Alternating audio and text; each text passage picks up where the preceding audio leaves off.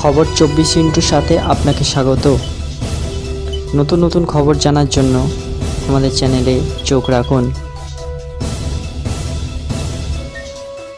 শিক্ষকের অভাব, এদিকে 4টি ক্লাস মিলিয়ে স্কুল পড়ুয়া 81 জন, শিক্ষক মাত্র একজন। তার পক্ষে সব ক্লাস নেওয়া কোনোভাবেই সম্ভব হয় না। তিনি ব্যস্ত রোজ মিড ডে মিলের বাজার আর হিসাব সামলাতে।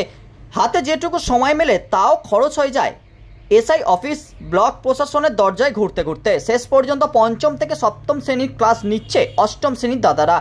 অনেক সময় সপ্তম শ্রেণীর ছাত্ররাও ক্লাস নেয় তাদের নিচু ক্লাসের। প্রশ্নের মুখে স্কুলের সামগ্রিক পরিকাঠামো। চাঞ্চল্যকর ছবি মালদহে হরিশ্চন্দ্রপুর 1 নম্বর ব্লকের মহেন্দ্রপুর গ্রাম পঞ্চায়েতের গাংনদিয়া মাধ্যমিক শিক্ষা কেন্দ্রের।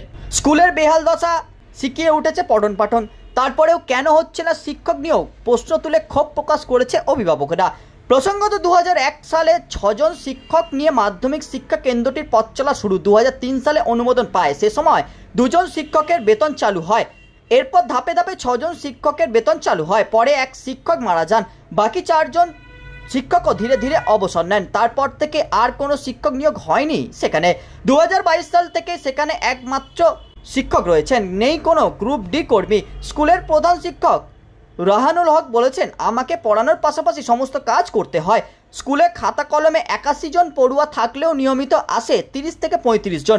শিক্ষকের অভাবেই ছাত্ররা আসে না বলেও বক্তব্য স্থানীয়দের। স্থানীয় বাসিন্দা রাহানুল হক হাসিনা বিবিরা বলেছেন, গ্রামে স্কুল হওয়ায় প্রথমে খুব আনন্দিত হয়েছিল, কিন্তু এখন পড়ুয়া থাকলেও শিক্ষক নেই। এভাবেই চলতে থাকলে তো একদিন স্কুলটাই বন্ধ হয়ে যাবে। ব্যুরো রিপোর্ট, খবর 24/7।